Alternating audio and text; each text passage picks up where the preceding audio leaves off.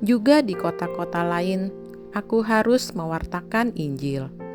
Sebab untuk itulah aku diutus.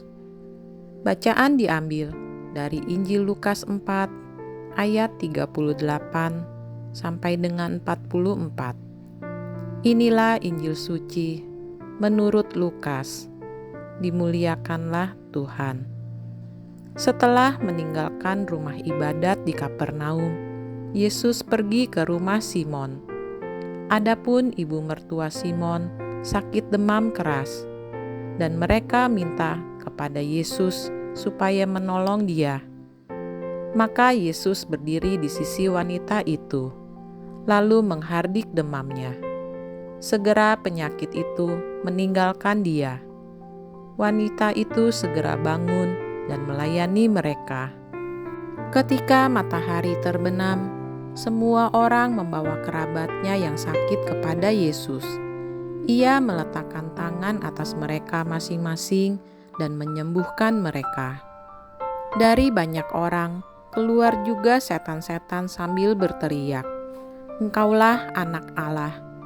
Tetapi dengan keras, Yesus melarang mereka berbicara karena mereka tahu bahwa Ia Mesias.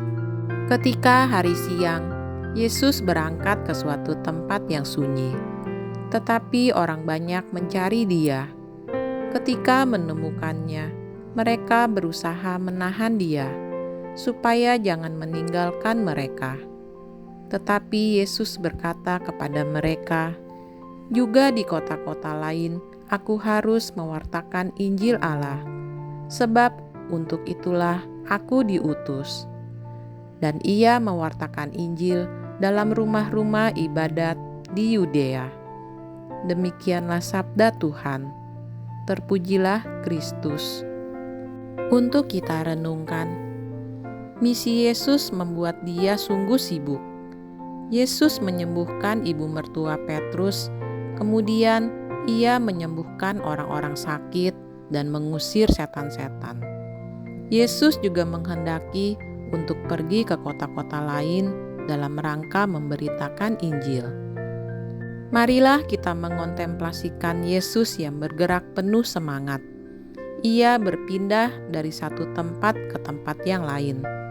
Bagi Yesus, perjumpaan adalah hal yang utama.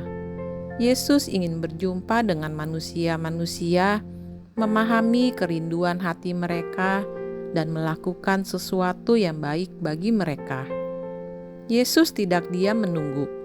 Ia tidak menjadi selebritas yang menunggu para penggemar datang berduyun-duyun untuk menyapanya. Yesus bergerak keluar, mengusahakan perjumpaan, karena di sanalah ada gerak bersama ketika wajah berjumpa dengan wajah.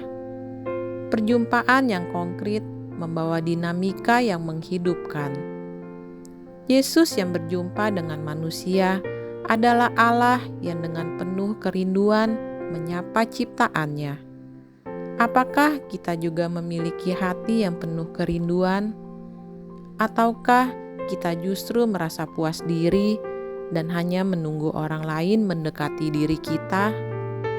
Marilah kita mohon rahmat agar hati kita penuh kerinduan untuk mengalami perjumpaan, karena perjumpaan itulah jalan menuju kepenuhan.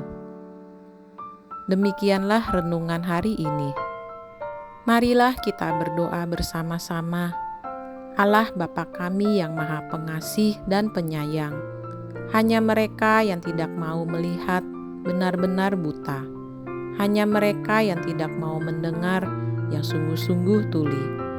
Kami mohon kepadamu, bukalah mata dan telinga kami terhadap segala kebaikan dan rahmat-Mu yang Kau sampaikan melalui sesama di sekitar kami.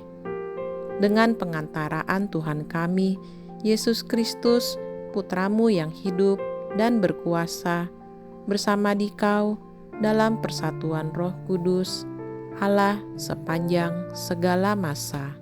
Amin. Tuhan Yesus memberkati kita semua.